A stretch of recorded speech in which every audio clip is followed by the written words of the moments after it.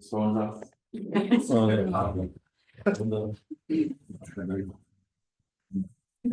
Sounds like ceremony. Yeah. Leave your phone in Leave the your car. phones on the car. Yeah.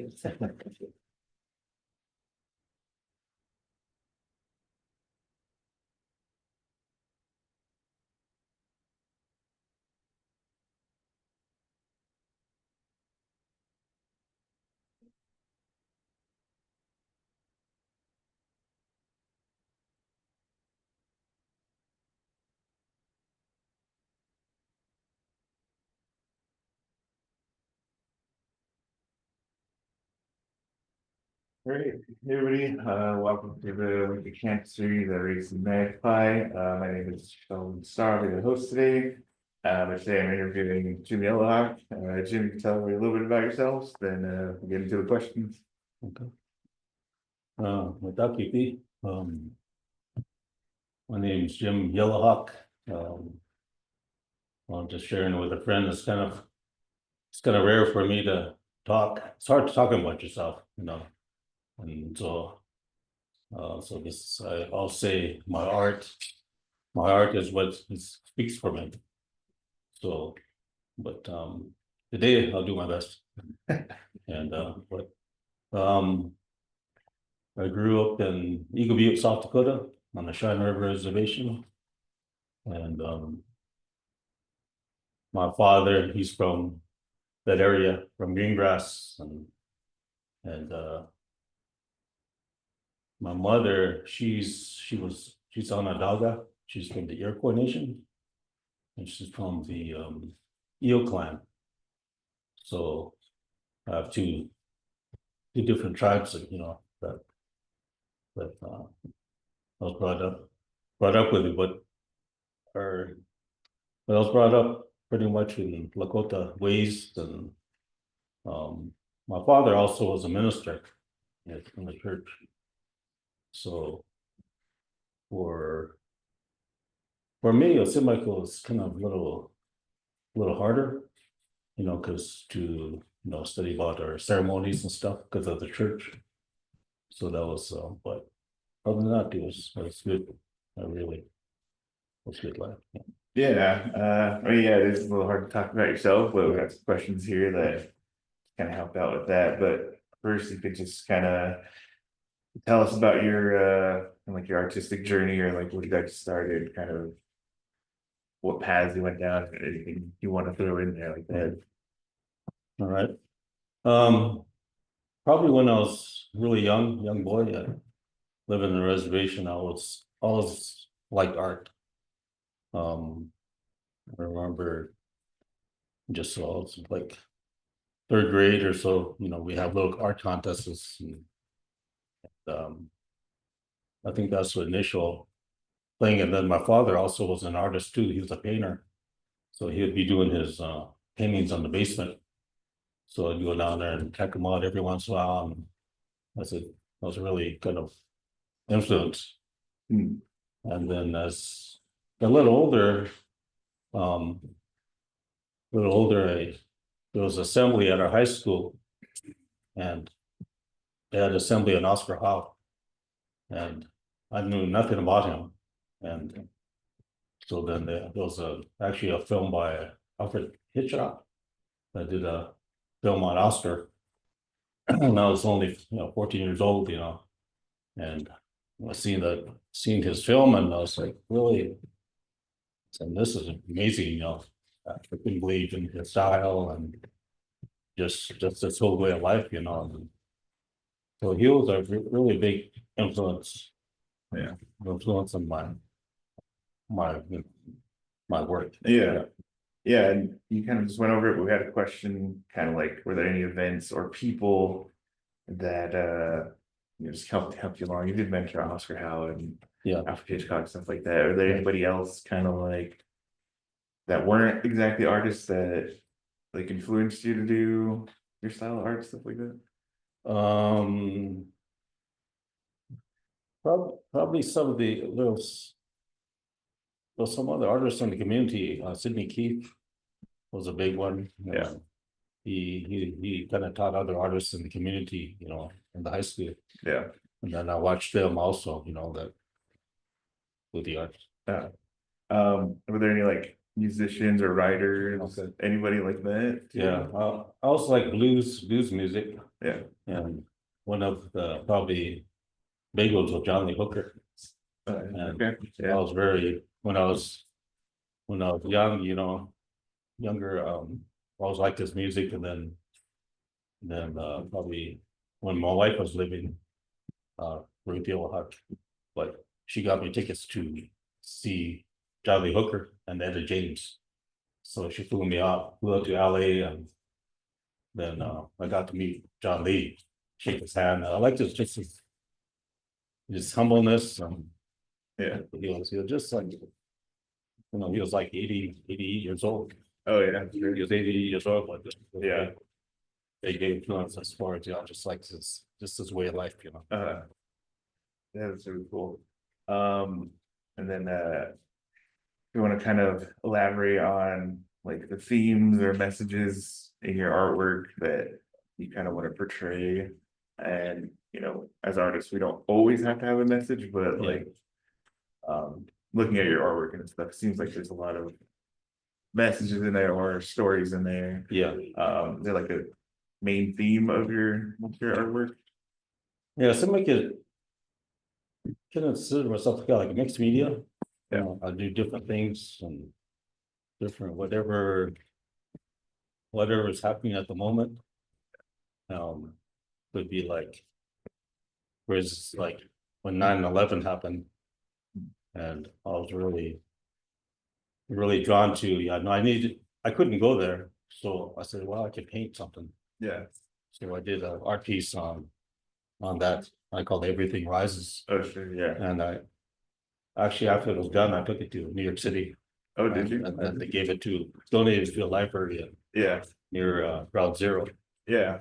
So it's being displayed somewhere there? It's at the library. Oh, okay. Yeah, it's part of the Smithsonian. Yeah. Yeah. So anything like, you know, any events and stuff, you know. Yeah. Cool. And again, it's about your work is ledger stuff, but I have a question about like cultural heritage. How do you like incorporate that? Just kind of go into more detail about that stuff. Okay. I think no, when I was younger, I really studied Oscar Howe, you know, I like this, so I kind of incorporate that style a little bit in my work. And then after that, I had like a fellowship to the Smithsonian, and one of my things I wanted to do was, there's a family, like a linen painting that was given to our family. And my grandfather, Ihakapa, or Elkid, he was the keeper of the White Capital bundle. And he had this painting, we had a picture of him holding this painting. And it was ledger style. Yeah. And it was, you know, I went to someone and said, did you see this piece? You know, and every place I tried to look for this piece, and I couldn't find it. And actually, this is it in the background, this piece, same size. And it's painted by Wenbo, his nephew of Sitting Bull. So Wenbo gifted it to my great grandfather, Hiakapa, was the keeper of the pipe. And he was with them in 1876. So that's why it was really important where to find this. And so a lot of years I go all over and trying to say, hey, did you see this? And then it was kind of interesting. I came back to here, Rapid City, and here it's sitting in the journey. It's in there, collection in the journey. And I see him, it was just so that what kind of got me into more ledger style, you know, just that real simple telling story. And I have a picture actually of my grandfather here, who's holding the bundle in the background. Yeah, if we You guys want to pass this around and make people look at even we'll get with some questions here. So do you incorporate traditional symbols or techniques, anything like that before you get started or Okay. anything like that? Yeah, so seem like my symbols, or I don't know, actually, because I do ceremony and stuff, I follow this path. And, you know, I was brought up in the church, but it kind of broke away into ceremony. Because I had my wife passed away 14 years ago, and it seemed like I needed something to help me.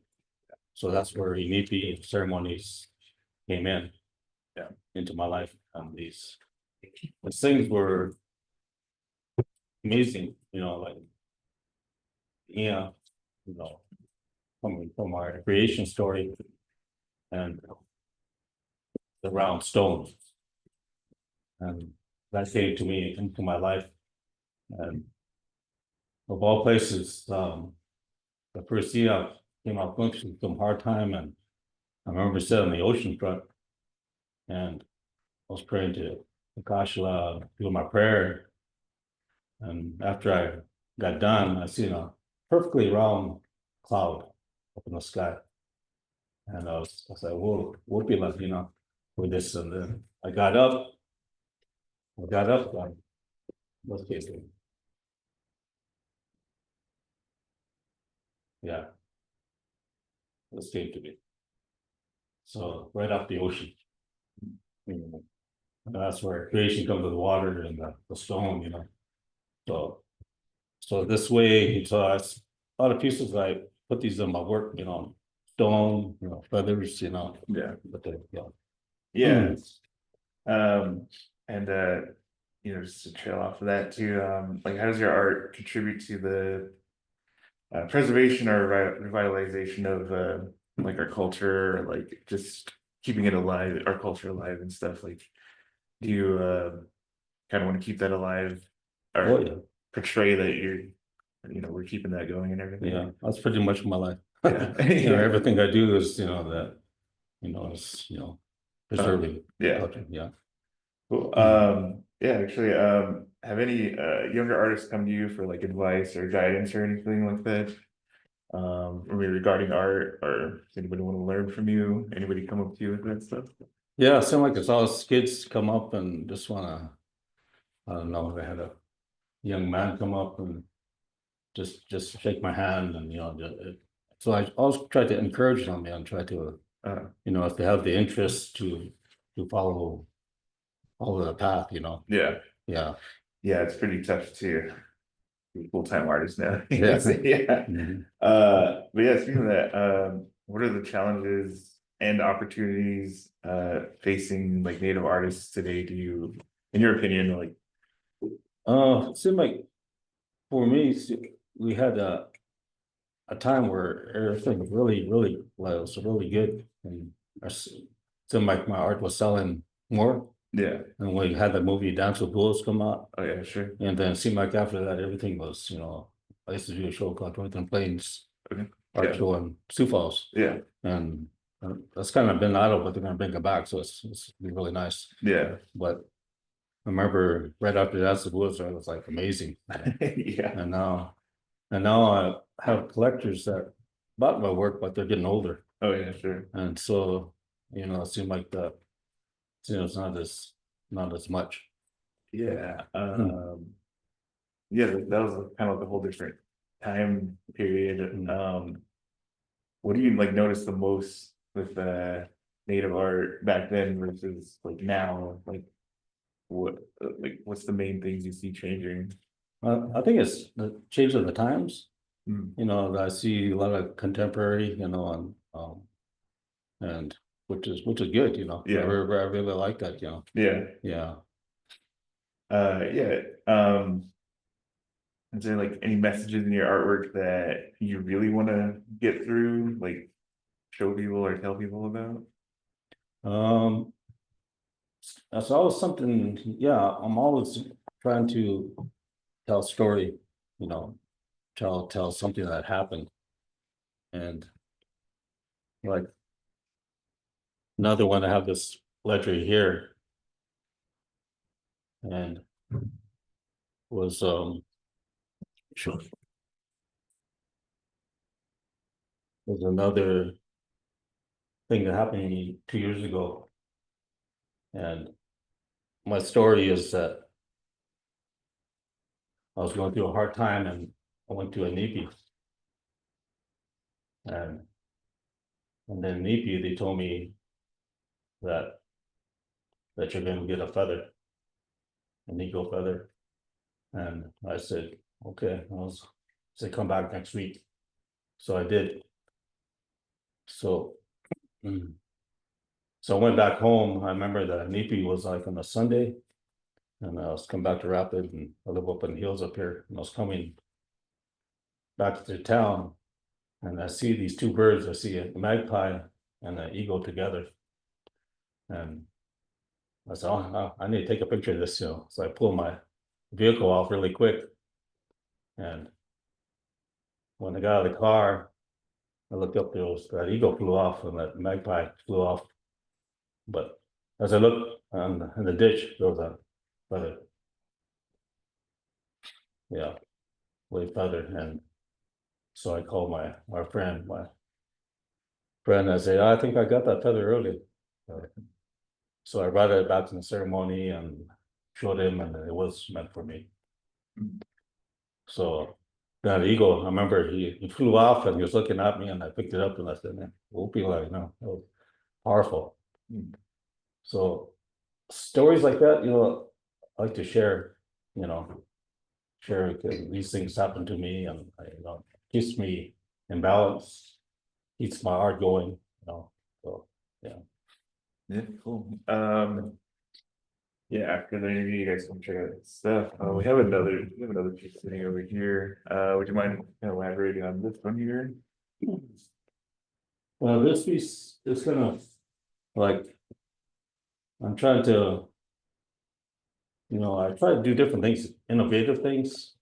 You know, either use lights or, you know, I like depth. You know, I like things that move.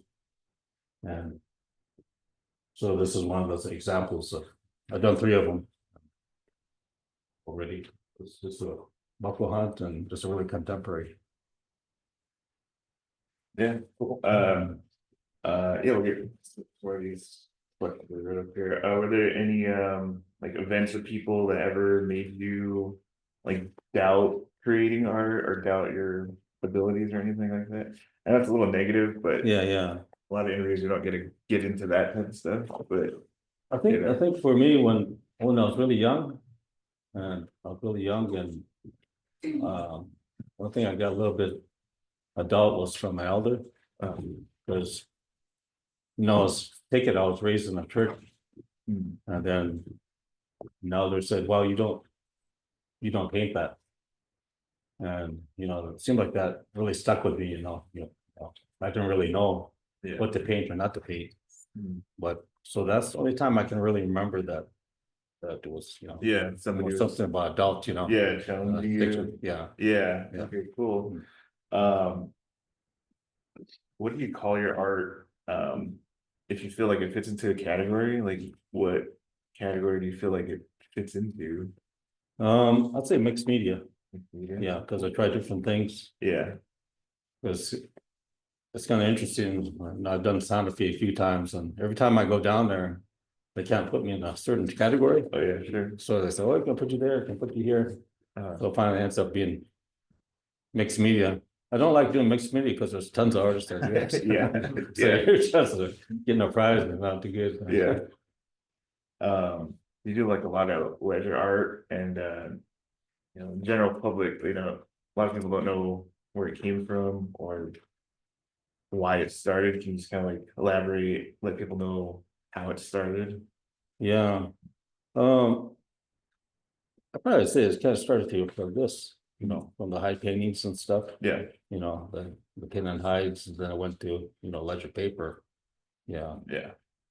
And like in our stories and stuff, you know, to take ledger books from, you know, whatever store, you know, wherever they could get it from, and start drawing on that, stuff like that. what's your process on like finding those old ledger papers, stuff like that? Oh, yeah. I think, years back, it was really easy to find ledger books, Yeah, and especially the old ones and stuff. And now it's more, now it's more of a, challenge to find them. yeah. So you can find them on eBay or, like Dwayne, who knows? Yeah. So, do you like you paint more paintings, not ledger, but just generally your paintings? What's your process on that? Like, is there a specific medium you go to, or kind of whatever? Yeah, probably whatever. Yeah. I do a lot of acrylic and Yeah. yeah, acrylics and Yeah, like what kind of you kind of went over it a little bit, but tell us a little more like what compels you to do these art pieces, or do you do them right after something happens, or you do Yeah. them to tell stories? You just usually it's right after something happens. And like I can't do like 2 or 3 paintings at a time. It also has to be one, and then yeah. I have to focus totally on that. And then after that's done, I can move on to something else. Yeah. Yeah. Um, is there anybody like you collaborated with lately No. that you kind of want to talk about a little bit? Yeah. I collaborated with my father. He's, we did like a father and son type show Oh yeah. at the Doll. And so we did collaborate that, and then your dad Okay. did a piece with him, and also Ray Janice, and we did a piece, and then one before that was a artist from New Zealand. Oh cool. Yeah. He was a contemporary artist, and I thought it would be kind of cool to have us together. Yeah. And, yeah. Um, is there anybody like you want to collaborate with that you haven't yet? Andy Warhol. No. Yeah. Yeah. Let's see. I mean, that counts too. Is there a reason why you want to collaborate with him? Yeah, when I had a fellowship with the Smithsonian, I did part of it was studying Andy. Okay. So I went to actually New York City and went to a studio and Yeah. seen a lot of his work, and yeah. Yeah, you can check it out. Do a lot of traveling and a lot of indigenous communities. What are like the similarities you kind of see with our tribe? Oh, okay. Well, I think the Maori people in New Zealand, they have a lot of the similar ways, and just even in their ceremonies and Yeah. just the way they carry themselves, and same problems too. Yeah, I was gonna say, I got to talk with a couple of Hawaiians, and their story is very similar to Yes. ours with the Yeah. challenges and the land disagreements, stuff like that. When you visit those communities, do they have a lot of artwork portraying that stuff too? Uh, yeah, they do. Yeah, and the paintings and the carvings. Yeah. The carvers are really well known for the carving. Yeah. What have you like learned from them, artistic wise? Like, have you learned anything that you incorporate now? I did. There was a guy named Chris Bone. He was from New Zealand, but I liked him because, again, he was really simple, and his tools were simple and didn't have much, but he came out with some really elaborate pieces, and used pawa shell and wood, and yeah, and actually I took a workshop with him, and he taught me how to carve and stuff, Yeah. and he liked, it was good. Cool. So do you have like any 3D pieces that you're working on? Probably the last one, this one here. More like this one here? Yeah, Yeah. Cool. yeah. But yeah, back to the ledger stuff. Can you like kind of go over this story here on this piece here that you brought? Yeah, like I said, it was it was um it was uh it was gifted by Wenbo to our family again, and from Wenbo he gave it to my grandfather. Yeah. All right. I guess I should elaborate. More like this, is there a story going on in this? Oh, yeah, piece? Yeah, it's about a little bighorn. little bit more. Yeah, Okay. yeah. Yeah, can you Yeah. just give a little elaboration of that story? Well, I always wondered why they gave that to my grandfather, because he was a pipe keeper at the time. And he told my grandmother, that if she would hold it when he prayed in the morning, this particular piece, that she would live a long time. Yeah, So I think it's not just like a telling about the history, but it also has some spiritual meaning to it. yeah. Yeah. And actually, you can see this at the journey. If you go on there, it's the same size and everything. The original one, what was it? Painted, was it buffalo hide or what? Painted just like this, linen. Oh, on linen? Yeah, Okay, yeah, I see, yeah, yeah. yeah. Cool. Is there anything else you want to tell about this? Yeah, actually, I did this in New Zealand. Okay. Yeah, I took my linen and I remember I staying with my brother-in-law and I put it on his kitchen table and had all sprawled out and penciled out. He said, "What are you doing?" That's why I shared on the story in my. Mhm. So yeah. Yeah, so like contemporary, not a lot of people know you, but you're kind of like the biker guy, right? Riding motorcycles and stuff like that. Yeah. Yeah. Was any of this really like contemporary, like modern day living? Do you think it's hard to tell stories like that type, like modern wise? Do you think, or do you have troubles like portraying our modern life in your artwork? Yeah, we'll be dealing with the biker Not culture. motorcycles specifically, but just kind of like our way of life now. Um, how do you incorporate that into your artwork? Yeah. Well, talking about the bike, I think the motorbike, my father got me a motorbike when I was 10 years old, and he got me a little Honda 90. And I remember riding that but I think it was more like helping me helping me seem like just get out in nature. It was kind of like a modern horse to me. So as I got older, it's just that freedom and what that's why it has gotten to my art. Yeah. Yeah. Um, you mentioned the journey a little bit. Can you tell us more about places that are being your artwork is being shown in? Okay. Um, I think I have a couple pieces in the Smithsonian, and yeah, it was a show on the horse nation. So I had a piece in there, the first one. The second one's on a little teepee, or it's a painting of a painted it's like a Coleman tent, Yeah. but yeah. Anywhere else that your artwork is being shown right now? Uh, right now I have some pieces in New Zealand. Yeah, New Zealand, and yeah, I've done work with pieces in New Switzerland. Switzerland too. Yeah. Okay. Yeah, because I do also I incorporate my dance and I also do dance, traditional dance. So I'll show my art and then also show the dance also. Yeah. So it's like, who's like your main audience, do you think, for your artwork? Uh, it really it seems like it's all over, Yeah. Could be either like biker culture or Yeah, sure. and more of my traditional stuff and like ledger stuff. Yeah, Yeah. yeah.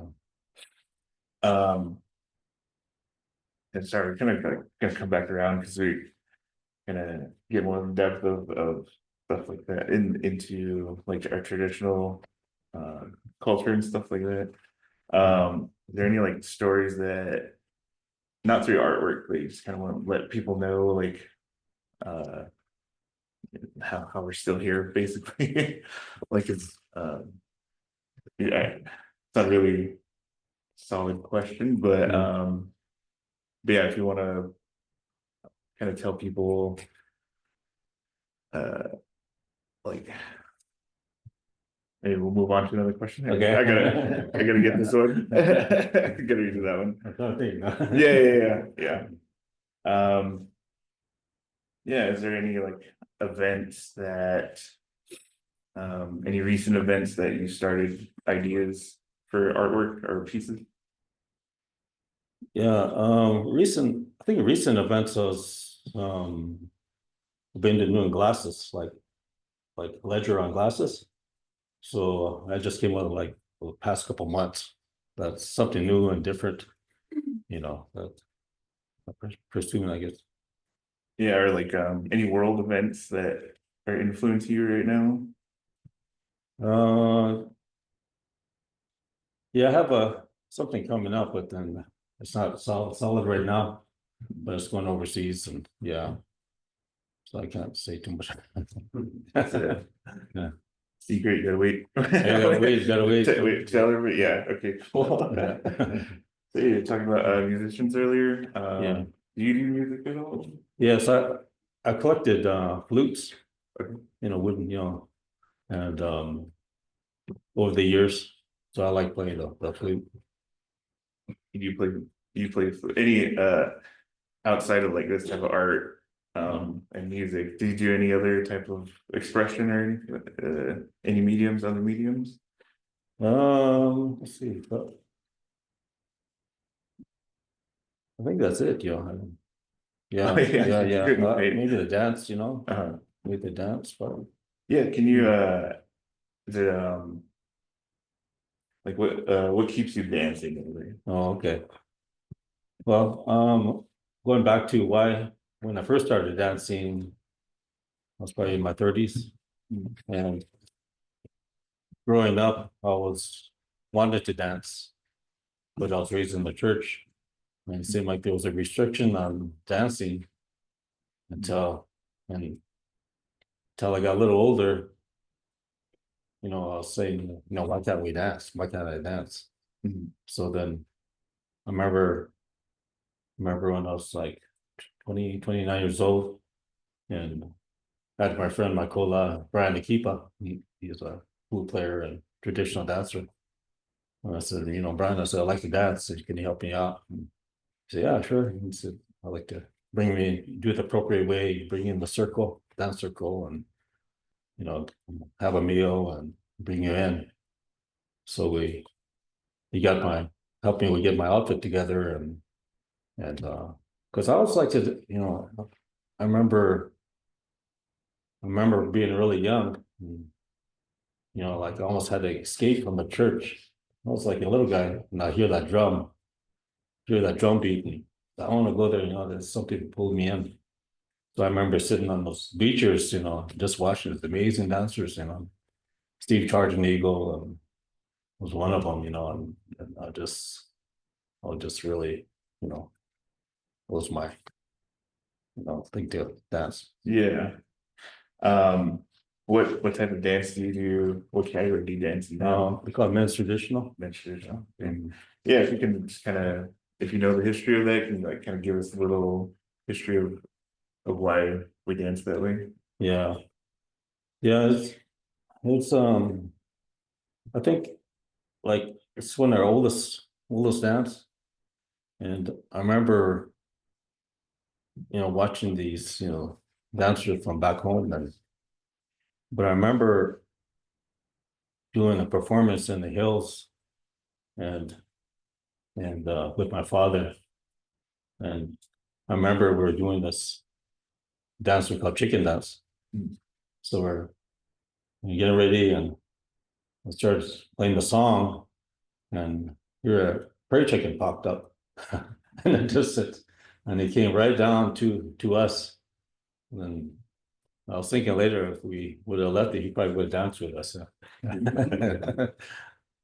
Well, that's where we get our a lot of movements from. Yeah, and it's kind of like grass dance too, right? Kind of took a is there any other categories that you danced in before traditional? I was drawn to traditional. Yeah, Oh, traditional. yeah.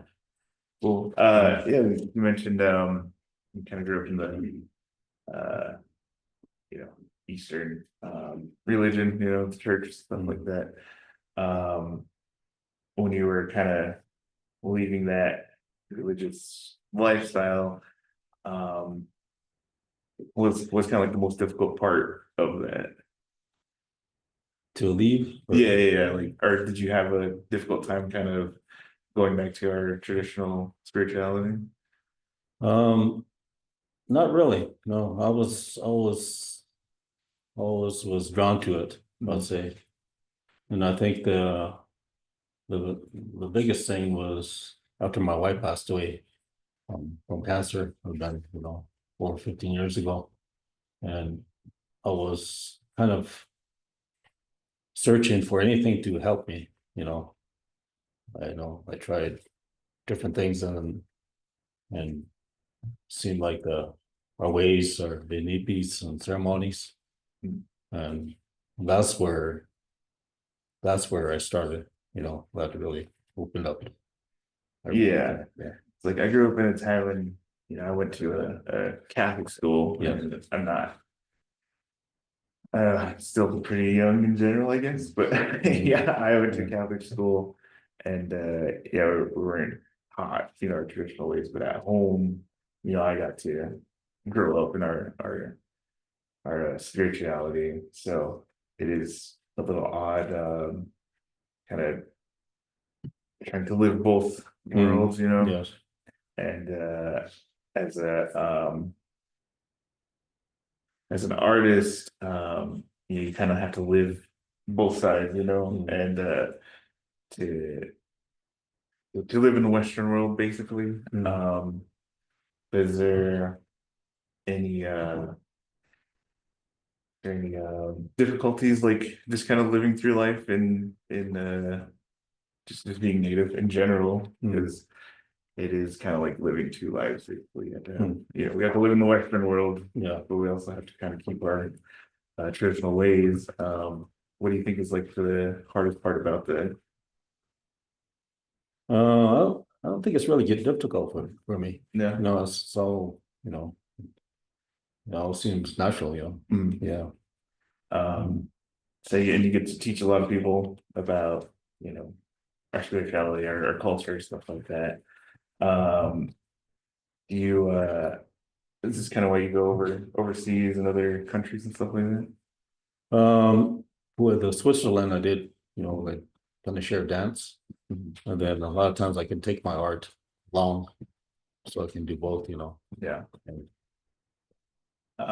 And these people in other countries, what do you think they take most from what you're showing them? Yeah. Um, just the way we live, our people, and yeah, Or I should say, what are they most interested in? yeah. Seem like, I don't know, sometimes it's kind of really tricky because sometimes they want a little bit more or taking from us, Oh, and yeah, I've seen that too. yeah. What are your thoughts on the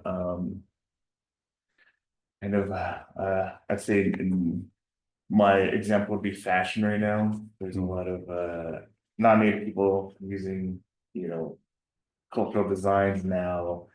What's kind of like your opinion on that? Yeah, I think that's good. It just gets our our word out there, and just I think that we're moving with the times. Moving with the times. Yeah. Yeah. Is there anything like, is there anything cultural that you do want to get out there that maybe hasn't been out there yet? Yeah, it seemed like I just seem like I keep trying to go with the flow, that thing, whatever's happening, I'll just go with it. I never think ahead. No. Yeah. Okay. Yeah. No, that's fine. Yeah. I know you couldn't bring all your pieces here today, but Yeah. is there any pieces that you do want to talk about right now that maybe people could see somewhere? Um, Yeah, I couldn't bring any, I think probably these pieces were really good, you know, Yeah. yeah. Or what kind of pieces did you leave in like New Zealand and yeah, Yeah, some pieces I did there, yeah, you know, that are still there.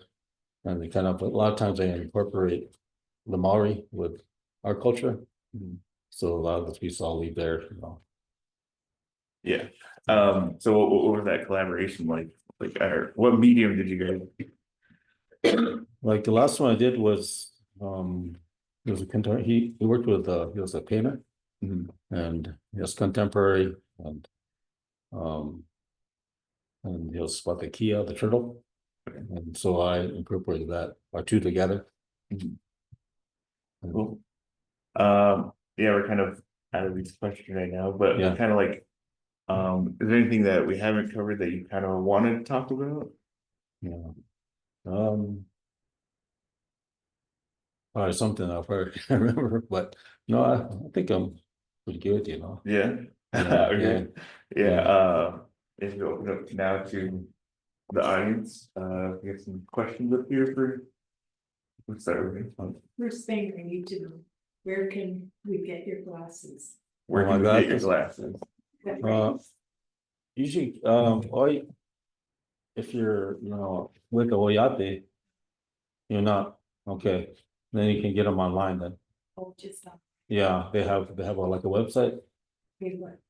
Do you remember the website? I can get the website to you. We'll put, Yeah. Oh, yeah, okay, we'll put that in Oh, the, yeah, okay. Actually, I have a few samples. there you go. Yeah, I have them made into sunglasses. So, you know, it's up Yeah, to, because I've been like, cool, okay, thank you. we'll put that link in the video description for anybody who want to check that out. Yeah. We had some more questions. Over here. Yeah, you mentioned that you love to tell stories with your art, and so I just wanted to know how much like prep goes into each piece. Like, do you feel like you need to have a story fully in mind and like a vision of what you want to draw, or is it just like you have a basic idea and you just go from there? Um, yeah, usually,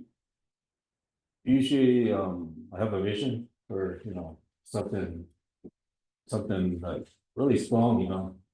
I think this is probably one that I had actually experienced. And, so a lot of times it just, you know, it just comes to me. And then sometimes I might add on to it, you know, but yeah.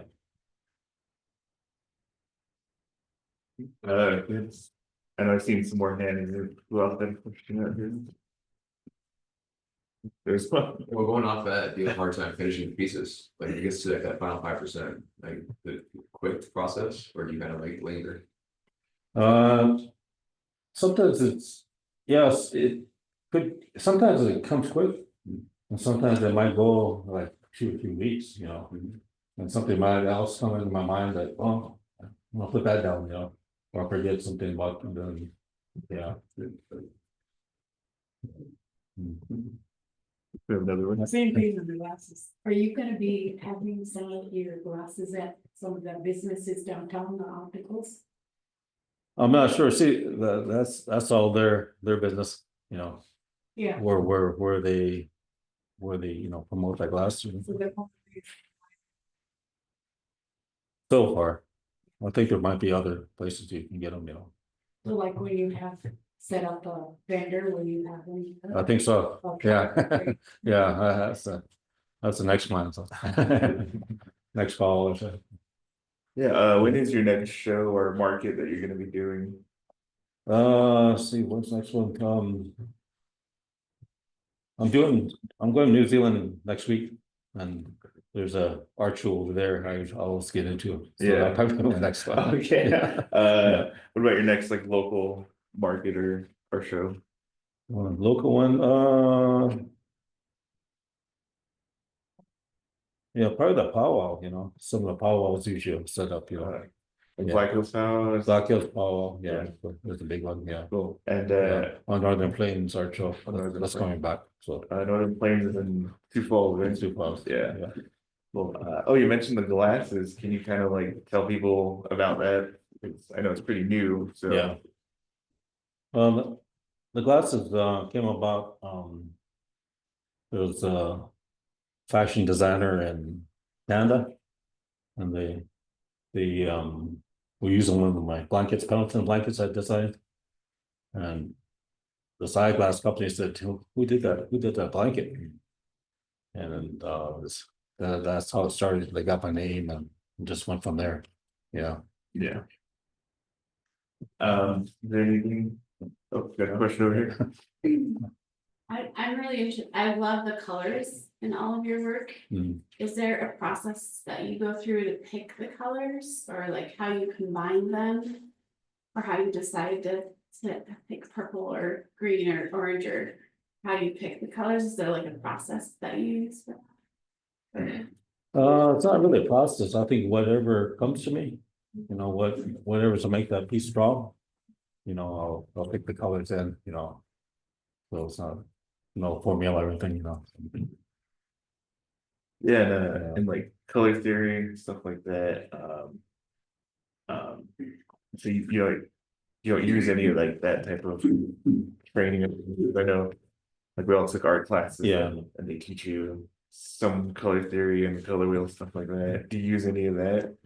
No, not really, no, yeah. I think I did one piece that maybe I had 4 colors I wanted to use was the red, yellow, white, and black. You know, and those were in my mind. So that's what I made it work. You just using those 4, nothing else, you know. Yeah. Anybody else have anything they want to know from Jim? Oh, we got a question for you. Don't know if it was already asked, but I was just wondering, like, what are some of your biggest goals moving forward, or what are you most excited for? Yeah. That's goals. You know, I think I was kind of talking about that. You know, it seemed like I'm really at that point in your life where you're really happy with what you've done. You know, and I was, you know, when I was younger, I said, you know, one of my goals was, oh, I want to get a blue ribbon at Sante Indian Market, and I got that. So that's all done, you know. So just thing like that, you know. Yeah. But just keep on, you know, producing art and yeah.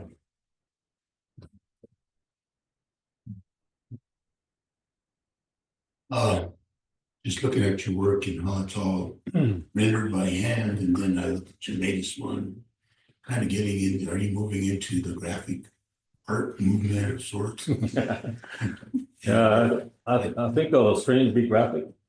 So that I was about to, you know, when I first got out of college, I worked for an ad agency and some graphic places. So it seemed like it's always been in me. So this is nothing, you know, nothing really new, you know. Yeah. But I do like that. I like to make that, you know, contemporary. And one other thing you mentioned I thought was kind of real interesting, because I think artists from our generation are, you know, so kind of run into that same question you mentioned when you were younger, that not that it was fear, but an elder told you something about not to go do that. I always see that myself as this question about how far do I take things to present to the greater world, because there's something about us, and you still face that, you know, about the decision of what you really present or hold on to. Yeah. It seemed like after, you know, being involved in ceremony and stuff and learning more, and it seemed like that it's a lot more comforting, comforting. Just I feel right doing it, you know.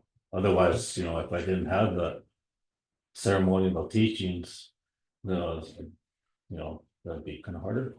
Yeah. Yeah, I think that's really well stated, because a lot of times people make up things, Yeah. you know? Yeah. So it really kind of lends to what you're saying about, there's a lot of truth in your art. Hmm. Yeah, yeah, I think that's the key, you know, that. Yeah, thank you.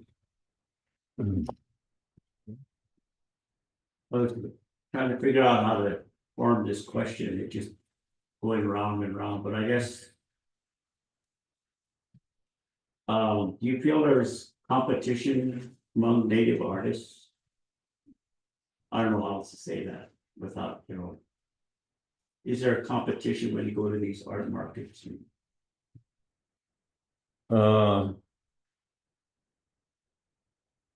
Yes. Yeah.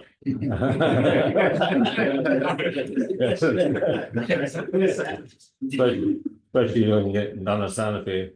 It's a whole different game down there. Yeah, for sure. Yeah, that competition to talk about like, how do you, what competition do you feel is going on? Rather than trying to reach, you know, the top prize or whatever, Yeah, what do you feel is like between the artists? Like, what's that type of competition? yeah, something. Everybody tries to do something different, you know, innovative or whatever, you know. Yeah. I think that like, I was thinking about competition like in dance and, you know, when I was a dancer. And I remember, you know, that I got to the point where I was thinking about my ancestors, you know, why they dance. And I said, you know, I'm not gonna dance for money anymore. I'm just gonna go out there and dance. And it seemed like when I did that, everything just like was beautiful, you know. But once you got that thing in your mind that I have to get out the dancer, or you know, I get a, you know, a prize money, whatever. And it seemed like, you know, but now it's beautiful, you know, I danced in a good way and I think about my grandpas and, you know, that made no purpose to, yeah. Do you have any, oh, we got one more over there. How long did it take you to do that? Which one?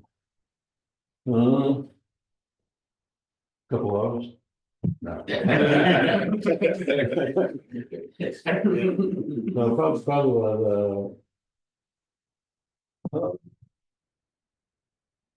about a week, you know, if you know, see it all set up and, you know, we'll think about it, you know, the process of it. You know, very well, Christmas time, but I put the lights in. Dwayne has one, so I don't. But, so, yeah.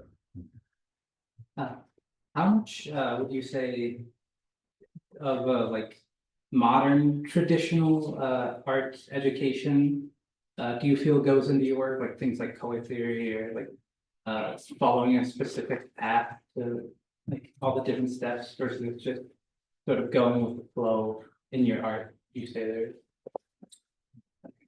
Yeah, I think I think I have that naturally in me for, you know, the color. And somebody asked me that one time, he said, do you, you know, what's your color palette, you know? And how do you organize that? And I said, well, I really don't. You know, it just seems like it just comes naturally. You know, it's just like, yeah. I mean, what colors to use and what not to use and to make that piece strong. And anybody else have anything? Gonna be wrapping it up here in a minute. Okay, well, do you have like a website or social media that anybody could find you on?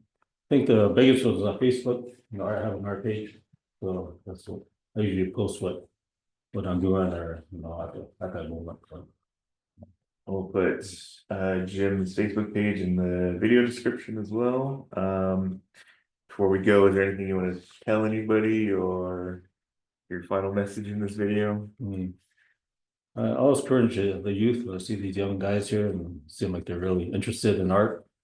And that just to pursue your dream, that you know, and everything will work out. Actually, we'll be doing some art downstairs.